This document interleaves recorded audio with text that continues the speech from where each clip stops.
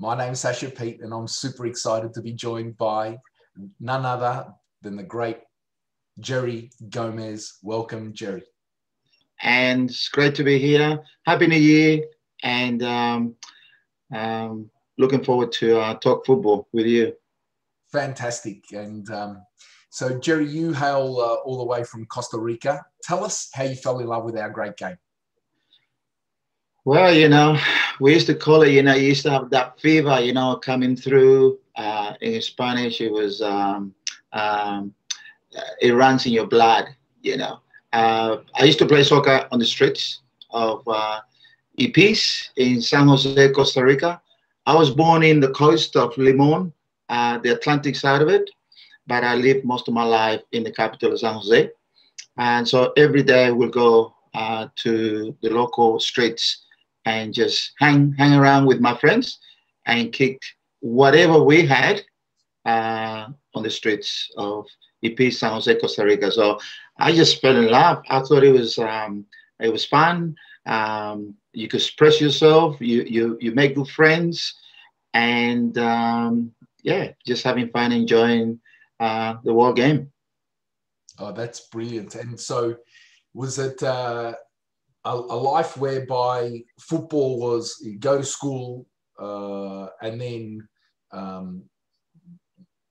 come with your friends and then go back and play on the streets in Costa Rica? Tell us. Yeah, it was a bit. Yeah, it was a bit of a mix. It was tough financially. I come from a family of 9, and then so we had to go and sometimes work. As a young kid, I was 12 years old. I was working whatever I could. Sell food or work in the buses and clean buses and sweep the buses just to get extra cents so you can help your family, and then you give him freedom. You give him freedom to kick around, go and mix with your friends, go down to the park or to the streets. But the main thing is to connect with your friends around where you live, and in your spare time, it would be all I did, kick the rumble. Oh, fantastic. And tell us, what was your first junior club? My first junior club was in the local Ipis, San Jose, in Costa Rica, where 2 men, I remember them very well because it was really them that took a lot of us under their wings. One of them was Mr. Varela, another one was Mr. Hidalgo, and they took us down to the park and kick around and play games. And sometimes they will take us out of the city and play other teams. And it will come out of their pockets to pay for their school fees. So when we're 12, 13, we'll go as a pack, 15 of us. I don't know where we got soccer boots from, if we had any. But, they'll give us, a shirt and socks and whatever shows we could find. And we'll go and play against other kids from other towns. So really, I owed a lot to them too, for what they did to us. Yeah, that's beautiful. And tell us, you obviously, so life in Costa Rica, you're growing up to learn to love the game, playing with your friends, learning to express yourself. You're going through the junior ranks in Costa Rica. Yeah. How did you make your way to Australia? Well, again, I know a story. I'm the only one from my real father because most of my brothers and sisters are white. I was born in a white family, if you like. The opposite to Steve Martin in the church when he's born in a white family, adopted a black family. I was really part of this white family, and I'm like thinking, oh, they're different to me, or I'm different to them in terms of color. But my dear stepfather, he landed in Sydney in 1973. And then he got the amnesty through the Prime Minister that was, I think it was Fraser. Michael Fraser. Yeah, Malcolm Fraser, who kindly gave national as opposed nationality to these illegal migrants. And my father went in there. I call him my father. He was my stepfather, but I call him my father. Yep. And he got the amnesty. He got the citizenship, and then he brought my brother and I to Sydney in 1977. Then we joined in a local club called the Portuguese Club, and they used to be in Paddington, and we used to play a local competition at Moore Park in Queen's Park, and we used to play against other nationalities: the Spanish, the Portuguese, the South Americans, the Greeks. And we play against each other, I'll tell you. And there were some good players there. And I used to play as a striker. Yep. And then I got a message. Someone came to me and said, "Listen, why don't you go and try for a better club, if you like?" And I was, 16, 17. And that's when I went and tried for Hakoah then. Yep. And then I met Gerry, Eddie Thompson, Hilton Silva was there. So then they said, "Listen, why don't you go and play for Bondi Marines?" And they used to play third division, and I play under 18s. And we had a mix of Greeks, Italians, Australians, South Americans in that team. We mixed up well. We play. We had really a lot of fun. So, up to about 17, I loved my football. It was my way out into a new country, a new language, a new culture, and trying to adapt. Our job was to help my dad and to send money to the rest of the family in Costa Rica. So, yeah, that's how I got into football in Sydney, yeah. That's a beautiful story. So you obviously you come here to make your way, and you're still really just a young man, and finding your way to working, but now obviously also express yourself with your football, right? Yes. And this now starts your football journey, and what a club! Like, talk about, you have to pick a club in Australia. You talk about the early 80s. Yes. At Sydney City, Hakoah. Yeah. Arguably the best club in Australia. Yeah. They obviously you've got Aberdeen's Eddie Thompson there as coach. Sure. Just some of the names of the people that I remember from Hakoah at the time. Jimmy Can, Jimmy Patikas, Kenny Bowden, John Costa, David Mitchell. How hard was it to break into that side? Because people don't remember now. Like, you sit at a bench now with 7, 8 people on a bench, right? Back then there was two men on a bench, right? Yeah. It was tough. Sasha. The thing for me was it's probably I landed in the eastern part of Sydney. I lived in Bondi Junction. The club was Hakoah. So I'm very grateful because being owned by Jewish, they embraced me. I worked with them for 10, 15 years in the factories, like they call it the Shmana business. So I grew learning about what the Jews went through in Europe, which I had no idea. And then went to the club, and like you said, Gerry Shaldi, Hilton Silva, Ian Sunne, Johnny Stevenson, Ian Bruce, Kevin Mullen, Steve O'Connor, who was up front, Mark Trenton, John Cosmina, David. I'm like, wow, these players, some of them played overseas, right? And it was a battle. It wasn't easy. It wasn't easy to break into that team because they weren't gonna let you in so easily because they were a unit. Yes. They were a unit, and it was almost like, they're representing a Jewish club, and you're going out there to play against sometimes, not that it became an issue, the religion part of it, but you're playing against Roman Catholics and the tradition in Europe, right? And we used to get sometimes it was part of it. Put it that way. It was Yeah. fun. Yeah. It was serious, and it was a battle. It was a battle not just to break into the team, but also to play against other teams. When you're going down to Melbourne, I'm playing Preston Macedonia, Footscray, and it was a learning experience for me. It was I'll never forget, because what a way to learn about the rest of the world. Yes. With a beautiful game that we all know about. The interesting thing there is like breaking into like you probably couldn't have picked a tougher side to break into, right? Like it's more or less it's the Australian side. You know, you talk about the players who played there. Sydney City just went out and bought whoever they wanted, right? Yeah. So if there was a good player, they just went out and say, okay, I want that player to play for us. That was cream de la cream. And you guys were champions many times. Talk about like 81, 82, 83.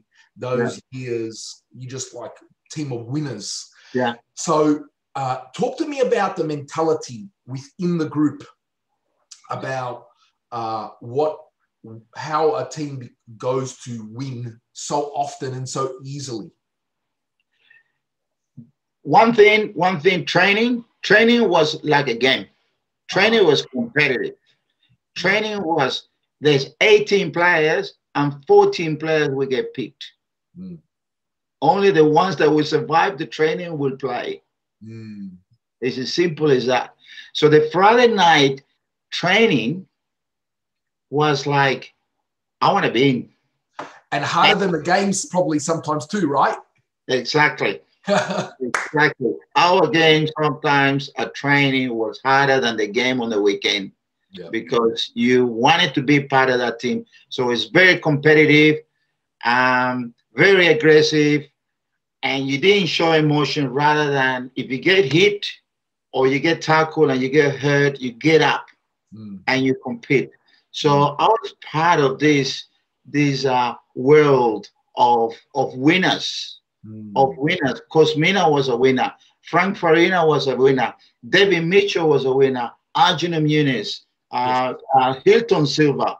The three Brazilians that came from Brazil, they had to adapt as well. They had to be part of this culture. So it was the culture that we had a winning mentality and we had a winning group.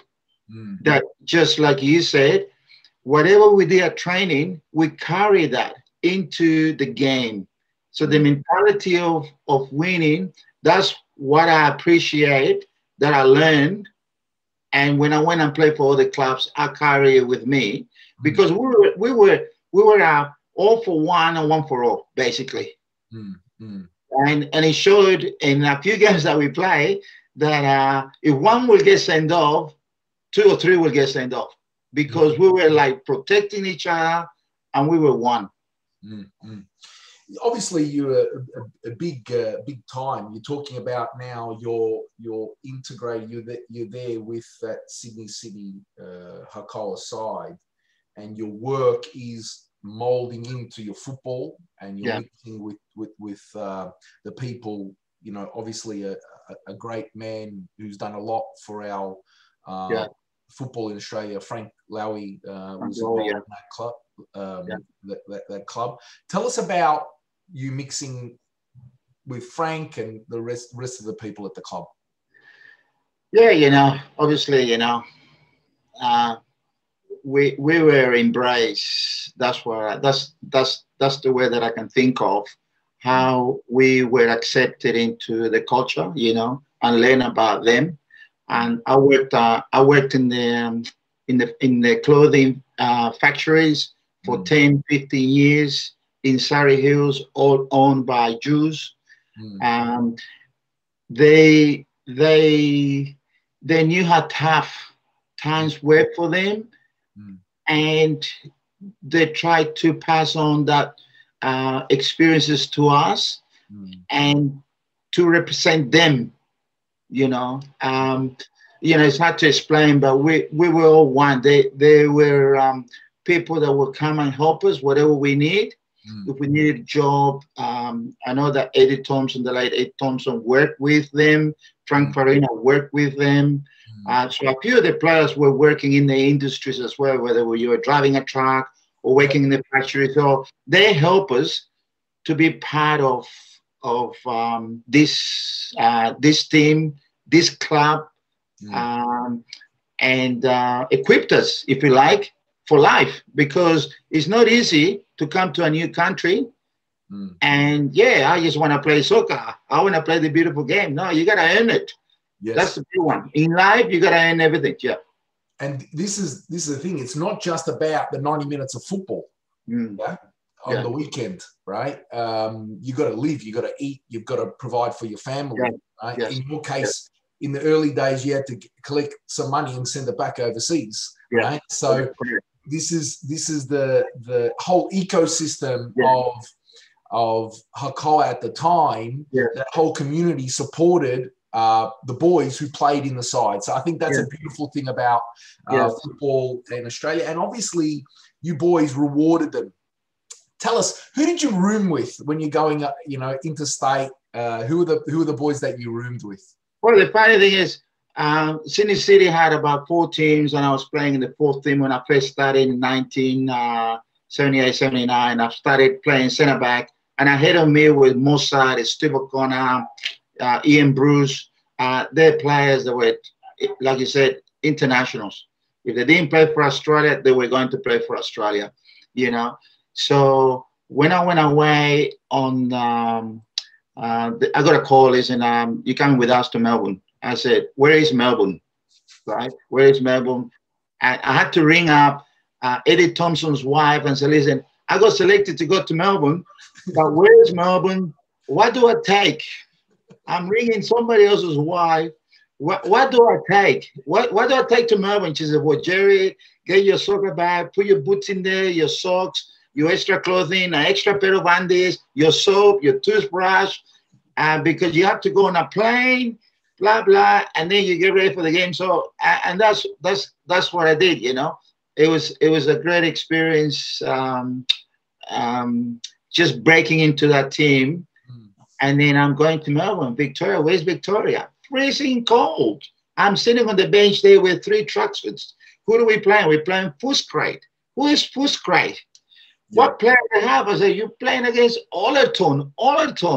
And then, obviously in those days you don't have what we got there, the Facebook, so you can read about players. Or he's top striker, played for Australia, playing the World Cup, and I'm like, really? So I was on the bench, and Steve O'Connor got injured because in those days you play without shin pads. Yes. So Steve O'Connor had a cut, but this big on his chin. And then Eddie Thompson came to the bench and said, listen, he's got to come off, warm up. And Gerry Childy, the coach, then he said, Gerry, warm up. And I started warming up. It was an experience I never forget. Yeah.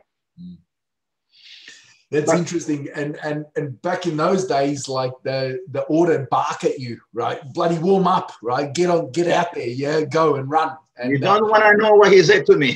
Yeah, and and your first array to football, you just need to mark a World Cup star, right? So it was a new experience for me, Pete, to be able to. It was, like I said, experience the weather, experience the playing a beautiful pitch, because I think Olympic Park was beautiful. The field was impeccable. And then playing these big names. Big names, when you go in there, you have to do your job, and then you see what's in the other team. Superstars. I think it was an era, the National Soccer League,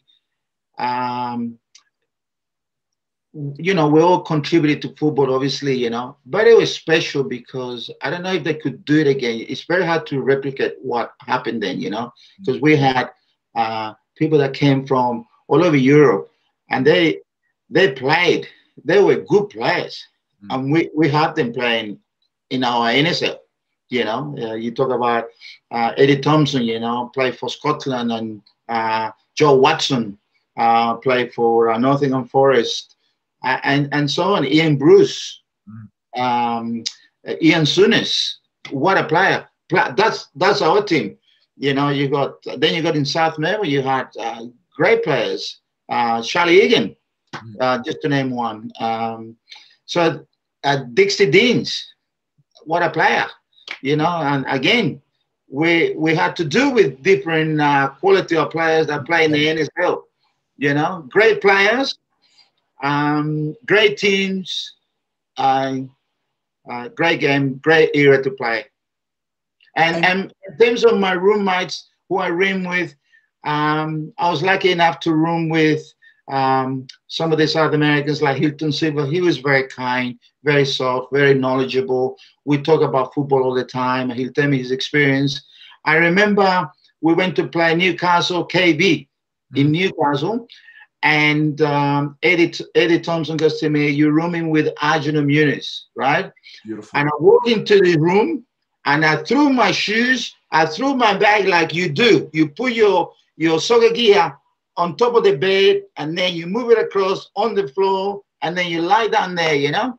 And he goes, "No, no, no, no, no, Gerry, stop. Pick up your things, and there's a cupboard, hang up your clothes. This is where the shoes goes. This is where your toothbrush goes."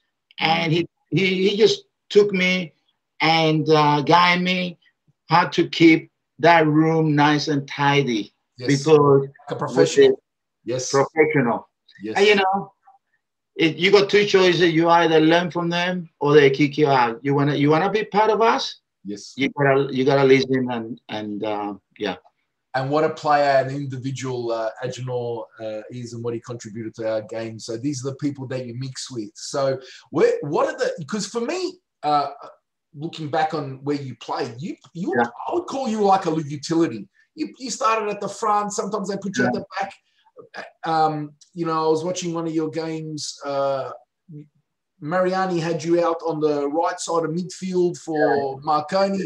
You know, had you as a 6. In the back of a diamond. Like, you played everywhere, right? So where would you say your position was? Well, it was funny because I love playing centre back. Okay. Because I had the qualities to play as a centre back. I was quick, I could tackle, my timing was good, I could read, I could hit the ball, and I liked the challenge to mark a number 9 out of the game. Yep. So players like Gary Cole, David Mitchell when he played for Adelaide City, John Cosmina when he played for West Adelaide. Yep. They were good challenges for me, and for me to learn from the best. Yep. You know, so I had to adapt because, you know, when you're sitting on the bench for a good team like Sydney City, I had to say to myself, what else could I play? Because otherwise I'd sit on the bench until Steve O'Connor gets injured. And that could take a long time, right? So I remember sitting on the bench and we're playing against Marconi and we're winning 3-0. Kenny Borden with John Cosmina, David Mitchell, Frank Farina, Joe Watson. You know, and I'm sitting on the bench, I'm thinking, 3-0, I'm not going to get a run here, you know, today. The next minute, Eddie Thompson goes, warm up. And I looked at him, he says, warm up. Do you want to play or not? And I said, sure, I want to play. And as I'm warming up, I'm looking at Steve O'Connor. I'm thinking, well, maybe he's going to take him off. But he's having a great game. And he's not like Eddie to change defenders. Yes. So I came back. He called me back and he says, you ready? I said, yeah, I'm ready. And I started looking at him, and he said, well, you're going up front. Wow. I said, up front? Yes, we're going to take Kenny Borden off. You go up front, and it's 3-0, Gerry. Hang around Cosmina and play off him. That's what he said. So I went in there. The first ball I got, I play him. He played me back. I hit it, 4-0. Wow, yes. Then I got another ball. I put it through. He pushed me through. 5-0. So I scored 2 goals in 15 minutes. So for me, it was more like the attitude of being able to play different positions and adapt to it, using obviously the qualities that I had. And that's why I love playing. Why? Because I I was quite versatile. You know, I could go up and down. Yeah. So all those attributes, physical attributes that I had. But yeah, it's interesting. This is because in the modern game today, right? Yeah. Players have got this mentality that I'm a right back. Okay. Yeah. We really need to break this mold, because tomorrow when the coach says, "Listen, you're going to go play your chances now. I need you to play as a left winger." What are you going to say? "Sorry, coach, it's not for me." Yeah, that's right. You miss out. And you, mate, you're done. You're finished, right? Finished. So young players listening to this idea, look at Gerry Gomez. He's playing in the best team in the country. You need to learn, play other positions. Centre forward, same, you're going on. Okay, go do a job. Go, there you go. Score 2 goals. What's the worst thing that can happen, right? Go bag a double. That's beautiful. Beautiful story. And what happens is, Sasha, you want to get picked in that 14, right? And I'm sure Eddie will go to 11, and he'll go, I need to take 3 versatile players. Yes. Right? And I got to the point where I was scoring 1 goal every 4 games. I would score a goal from right back, from center back, from set pieces, or a setup. So that was my goal. My goal was, I'm going to play well. So if I'm playing center back, my number 9 does not score a goal. That's the first one. Because Eddie Thompson used to say, defend, you're a defender first. Anything that you add to it is extra. So that was my mentality. It's about your mental, you know, your set mind. How you go in there and take the game and add to it and give a little bit extra, right? So you can stay in that team. So I got to the point where I was getting picked, right midfield, left midfield, 6, center back, right back, left back, you know? And if I could, you know, sometimes even right next to John Cosmina when they get injured, you know? Yeah. And that's the beautiful thing about a utility player, because it doesn't matter where you are in the park, you're going to go there and do a job. Yeah. And this is what my memories are of you. When you're playing, you went out there, and doesn't matter where the coach put you, you went and did a job. So a big career at Sydney City Hakoah, you know, many years. And each stint that you did, you were, I would say, a good servant of those clubs. How did you shift from Sydney City to go across to Marconi? What happened? Well, what happened was, I think it was in '87, we played Brunswick. And I think, Brunswick Juventus, and I was injured. I got injured in a game against St. George, and I had to have an operation. And I remember ringing Eddie and saying, listen, I just want to know what's happening. When do we start again, you know? And he said, we need to have a cup of coffee. I said, okay. You know, in those days, you didn't have an agent. No. You just, trusted people, whatever. And, you know, I always respected Eddie, because I believe that he believed in me. And I always go to him and talk to him if I needed something. And I remember going to him and said, so what's happening? And he said, you and Frank Farina are not us, for us anymore. You both have been sold. Okay. And I said, sold? Where am I going? He said, you're off to Marconi. Oh, okay. So we're going to Marconi. And who do I ring? What do I do? So I'm asking him, what do I do? And he goes, well, you need to ring the president, Tony Labozetta. So I did. I rang him up, and Tony goes, you need to come and see me. I said, sure. You know where we are? I said, yeah, no problem. Marconi, blah, blah. So I drove over there, and we talked terms. Obviously, they had a little bit of more dollars. There's a long way to come from Bondi to Edensa Park, And you're done, right? Like, what negotiating power do you have, right? You've been sold like a stock, right? Like a piece of stock on a market. Yeah. Go over there to Marconi, right?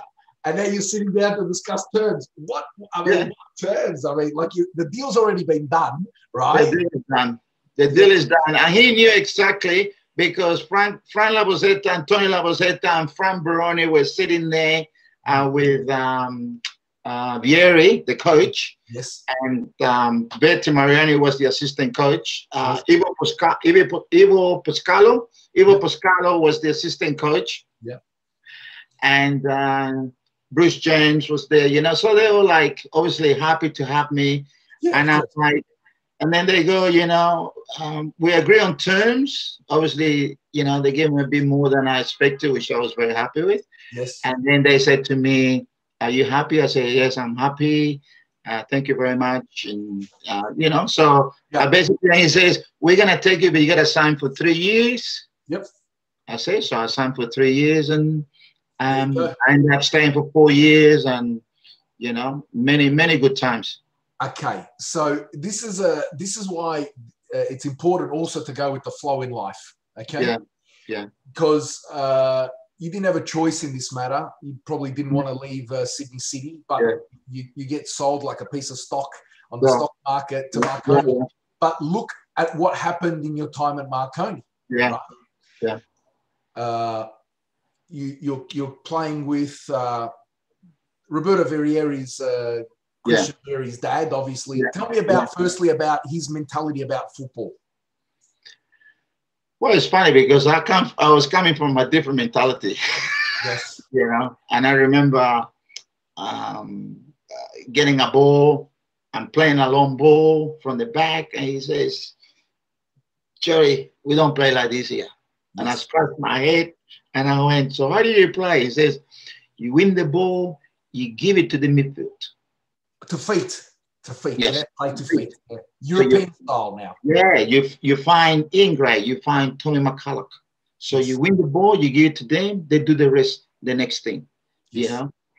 And we had another player called Tiro Carbone, you know, he was a midfielder as well. And then Slasko Nasteski sang for us, Frank Farina sang for us. David Lowe was there, he was a ball player as well. And so we had a good mix. We had Rob Whitley, Paul Carter, John Paul De Marini, Fred Dujon. So that was the squad that came in together to be part of the next era, I suppose, of my football career. And I was very glad to be part of it. It was, but different football. Different football. Why? Because they wanted us to play different, and we had quality players. They wanted ball in the feet. Yes.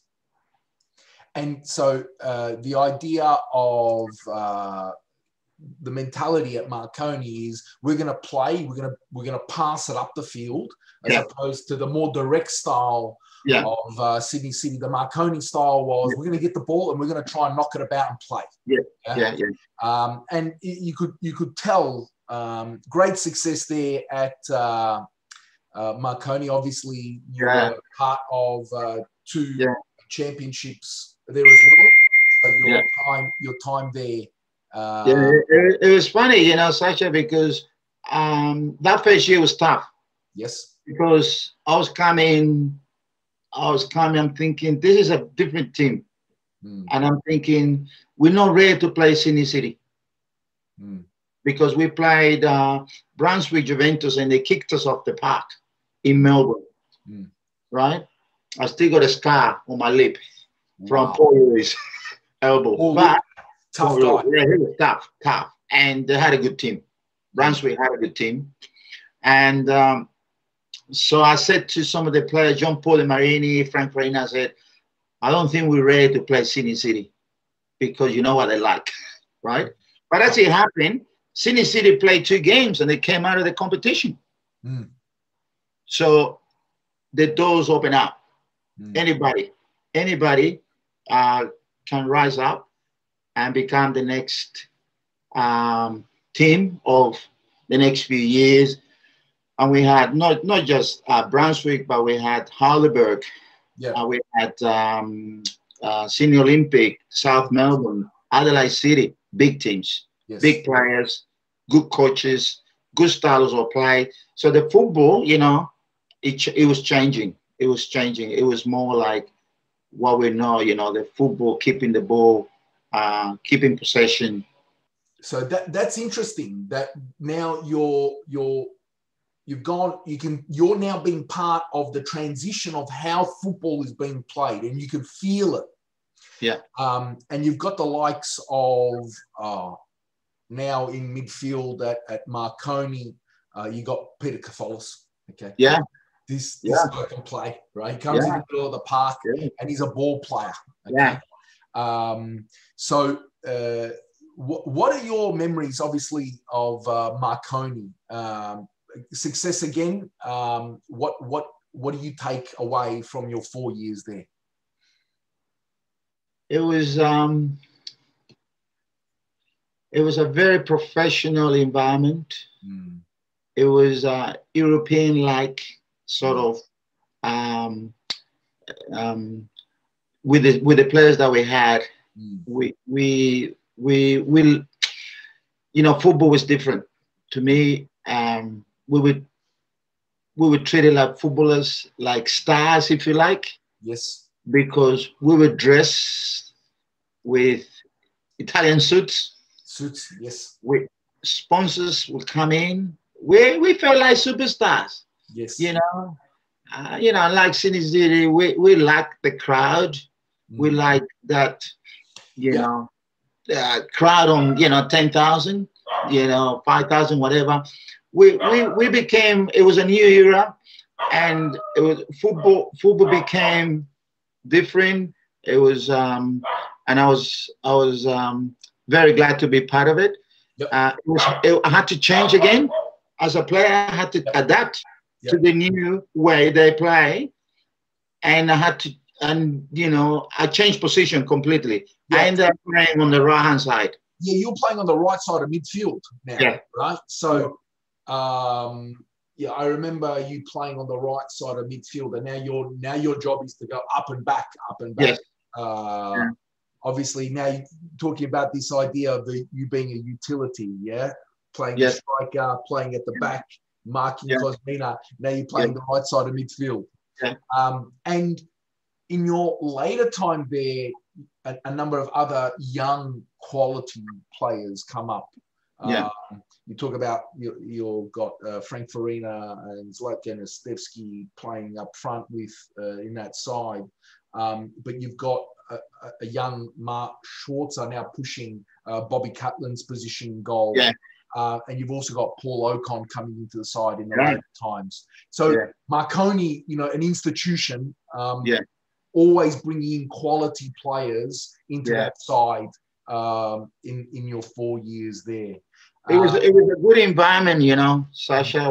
I think I did a course with FFA about breeding grounds for talented players, and I think the environments that we had, not just Marconi, but Melbourne Knights, Sydney United, Adelaide City, South Melbourne, they were good environments for young players to come in. Like you said, Paul Ocon came into our environment with the quality of players that we had.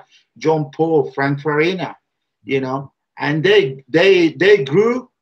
They left the country and played in Europe and became superstars. I'm just glad to be part of them because Frank Farina went to Belgium and Paul Ocon went to Italy. And some went to Holland, and we were part of their journey, if you like. They were beginning the new journey, and we were coming to that end of our journey. But we were able to contribute to them. But they were very talented, and to be part of that is I'm very grateful, And the obviously tough derbies that against the likes of Sydney, Croatia, those games that you played against, also that era, you played against the likes. Who are your duels with when you were on the right side of midfield? Who were, in your times in Marconi? Who'd you find the biggest player that duel that you had?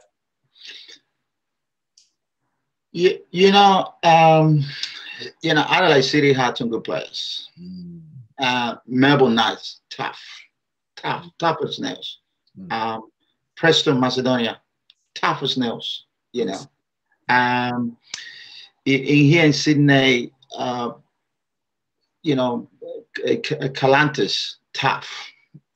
He could take you on. I really hate it when players will stop the ball and they'll come at you.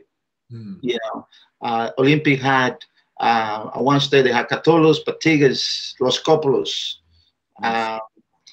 you know, just to name a few. You know, a good goalkeeper, Adelaide City. You know, that was the great Adelaide City. You know, 9 players in the national team. You know, so the duels were tough every week. You know, you know, trying to remember one is hard because every week.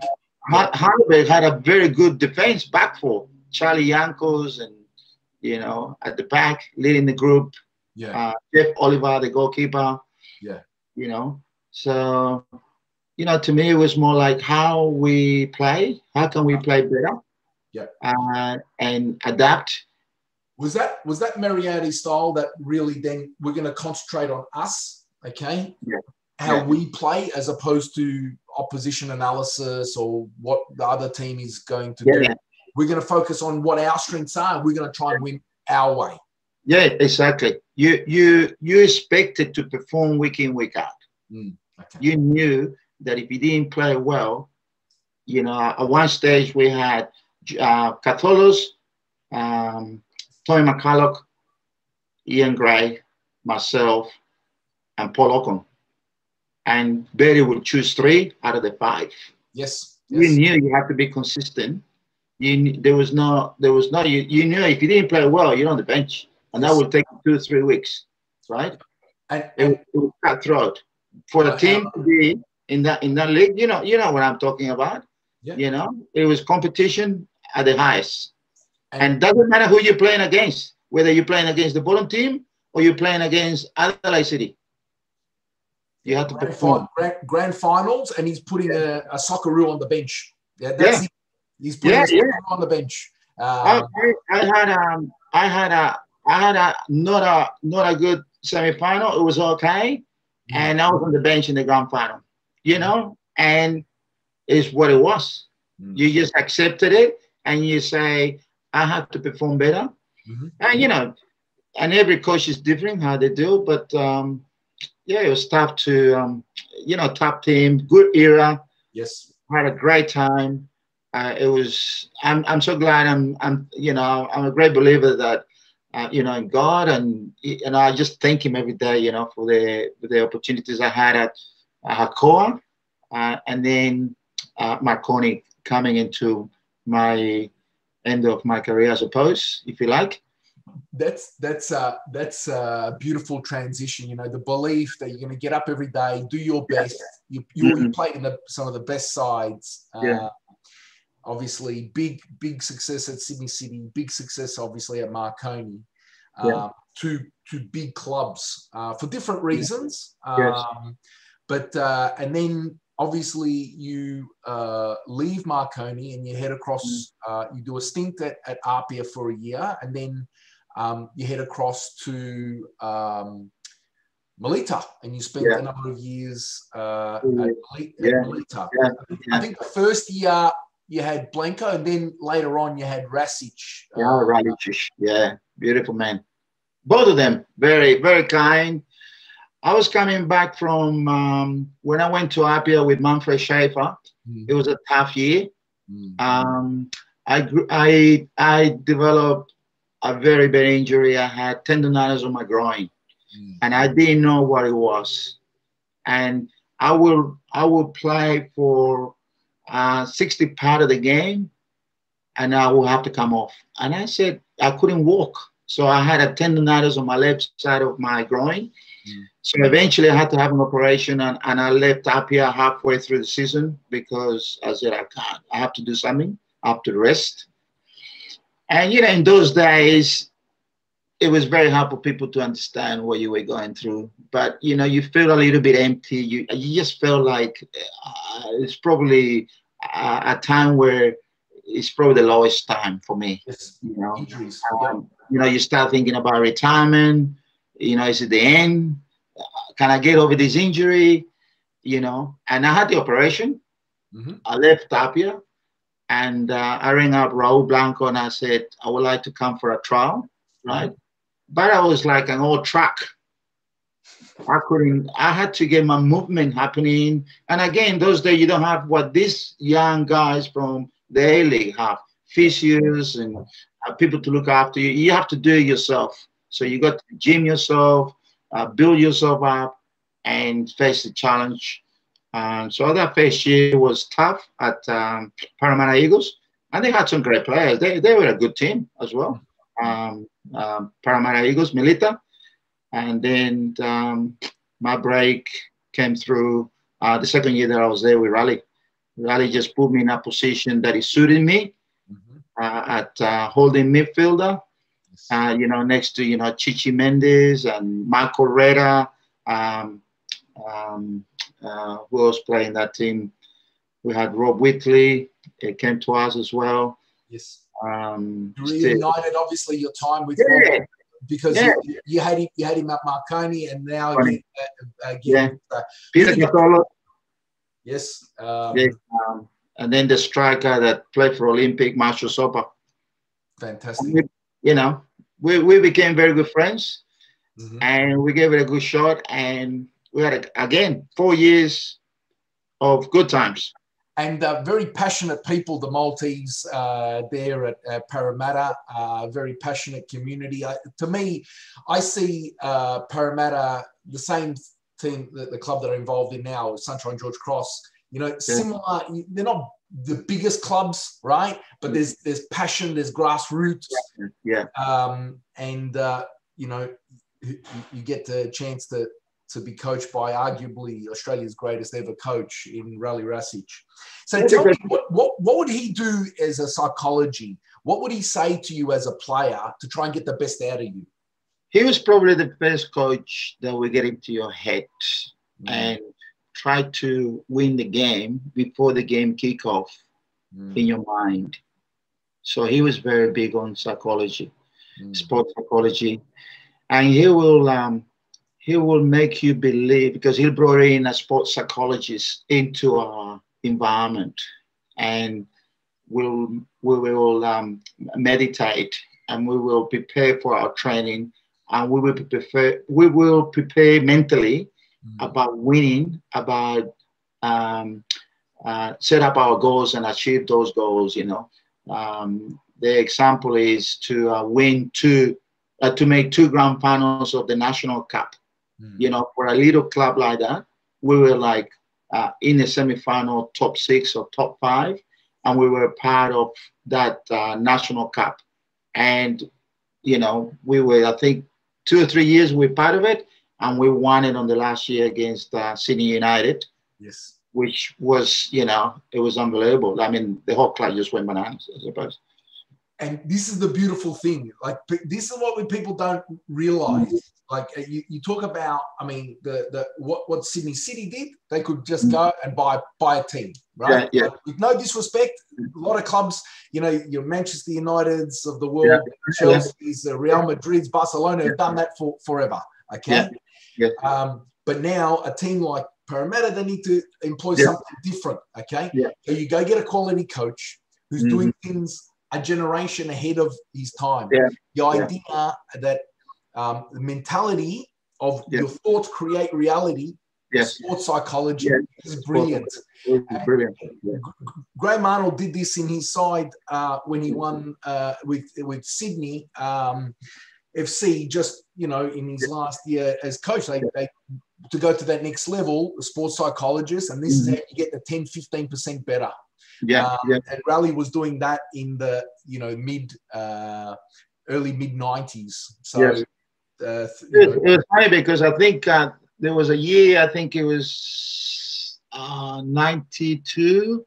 92. We won the first 3 or 4 games. We're top of the league. And I remember going to the psychologist. This is not good. He goes to me, why, Gerry? I said, because I just feel like we're gonna hit bottom sooner or later because this is not. And he got into my head again, and he goes to me, "You have to control your own environment. You're trying to control too much. Let Riley do that. You just focus about your game, and you win your environment. Your environment. You make sure you do well in your environment, and everyone does that. You know, so it worked for me. I just went, okay. So the pressure was off me, and I just went and played my game and control my environment. So it was a learning experience with a different coach. Yes. And yeah, I was there. I was very happy to be a Paramount Eagles for 3 or 4 years, you know, with Raul Blanco, which very different to Raleigh, but a winner as well. Yes. Very technical coach. And then when Raleigh took over, Raleigh was very much brought in very strict rules and discipline and mental discipline as well, you know. Yeah. And obviously now you also got an opportunity to be selected to play for Australia. So congratulations on your you be representing our country and your service to the National League, and the few games that you got, a couple of games. So you played.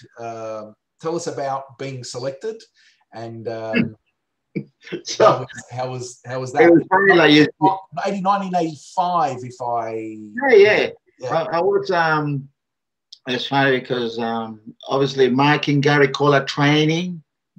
It wasn't easy, you know, but you grow and you learn. And so I got selected to play in the Gold Cup against Udinese, Vasco da Gama, and Tottenham. Yes. You know, and if anything that could go against being a versatile player is jack of all trades, master of none. Yes. You know what I'm talking about, yeah. So it was difficult because Ratcliffe, O'Connor, Jennings, Wally Sabo, back four. There's not many spots left without leaving Davidson. Robbie Dunn, the great Robbie Dunn, you know, Eisendon, all quality, Ojakov. I mean, there's a player that played midfield and that playing right back, and then, you know, the rest of them. So it was, again, a very good squad, you know, to be part of it. And so I'm watching a few years when I was young, maybe when Argentina played 78, winning the World Cup against Holland. And then 10 years later, I'm playing against Ardiles. Yes, quality, yeah. So I was, if you say that was I in shock, yes. You know, I was an spectator playing, but watching him. If you know what I mean, because what an experience to be part of. This is the beautiful thing about football, right? So there's a kid out there now watching, right? A player, and you know, like Gerry Gomez, one day he's going to go out there, right, and now lace up his boots against somebody, right? And this is the power and the beauty of our great game, right? So what was it like standing, listening to that national anthem? I still dream about it. You know, I still think that is one of my greatest moments of my life. To represent a country that we all adopted. Yes. We all love. And I just, I thought it was unique experience to be able to line up with 11 players. You're part of that 11. And there was probably 15 million people that you're representing. And to come from where I came from and what I did in my life, and to be able to play, you know, I was watching the lineup. They had Chidozie, Ray Clemens, Roberts, Adiles. You know, I was just like, I must be dreaming. This is a dream, you know. But it was real. Yep. It was part of what, It yeah, happened. part of my journey, you know. And you know, and you do your best, and whether it's good enough to stay there or not, but it was a unique experience. Yep. And I was representing really, you know, Sasha representing all those kids that come from different parts of the world, and the nationalities, the groups of ethnic that brought in the beautiful game to this country. My friends on the streets of Costa Rica, I was representing my town, you know, to be part of it. Whether I play one or two, you know, I speak to Craig Foster a lot, and Craig Foster goes, Gerry, it doesn't matter whether you play once or you play two, you play three, or you play 100, you still play for Australia. Yeah. And I took that shirt and I left it in my town. Beautiful. In Costa Rica. I left it there. Beautiful. Because they were part of it, you know. So it was yeah, unique experience, you know. And this is the beautiful thing about a boy from the streets of Costa Rica coming now to Australia to adopt, not knowing what to pack in his bag to go play Footscray Just, right, Olympic Park. Exactly, yeah. And then representing your country, standing there with pride. Yeah. You've been involved in football your whole life. Yes. And still today you're involved in football. You're now teaching young kids how to play our game and fall in love with our game. Yeah. And so what advice would you have to the young kids now that you've coached? Because you've got an academy, you've been coaching that academy for a very long time, ever since you coached many sides. But what would be your advice to these young kids now listening to this show? My advice would be, it's simple, you know, you gotta go for it, you know. I still think what you put in when people are not watching is the difference, you know. And that's what you find very hard, you know, to find kids in the streets or just the park, you know, kicking a ball. And they just, everything is organized. I said, get out of that and just go out there and practice and chase that dream. Don't let anybody, don't listen to anybody, go for it. If someone says you're not good enough, don't listen to them. Go around them and chase that dream. Because one day, like I did, you line up and you laugh at them. I say, look at me now, I made it. And people can laugh and criticize and have because football is we all got a different opinion about football. We can watch a game, we all different opinion. And you just need someone to give you a break. So I tell the young players, be ready for that opportunity. Because when that opportunity comes, you grab it and then hang on to it. And don't look back. Just keep going, you know. So that's what I teach some of the kids that I coach is don't put your head down, keep trying. It might not happen today, but you keep trying and keep training, and then the chance will come again, and then take it with two hands and it's bye-bye. You know what I mean? Like, yeah. So that's in my journey, that's what I learned. That's what I took from those streets of San Jose. It was going to be tough. It wasn't going to be easy. Sometimes it wasn't a ball, but did it mean that we didn't play? No, we made a ball out of rags. Did we have beefs? No. Did we have boots? No. Do we have a ground to play? No. We just played the game. Have respect for the game. The people that played, you know, sometimes kids go, oh, my boots. I said, forget about the boots. It's in here. Oh, the ball is not as good as that ball. I said, in Africa, they play with coconuts, right? There's no excuses. You know, people go, Salah from Liverpool, he's lucky to make it. No, you know, if you read his story, he traveled 6 hours a day to get to training from school. You know, the South Americans carry 2 bags. They go to school, and then after school, they get another bus to training.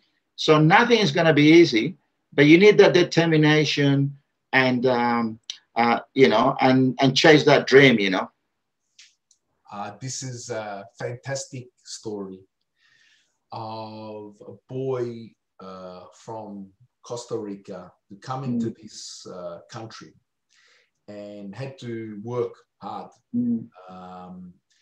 and apply his trade in and fantastic for the Jewish community to take you in and then make you being able to so you provide for your family. And this story of a boy who then took his opportunity, doesn't matter where it was, up front, at the centre back, right back. And this is where this idea of the modern utility player.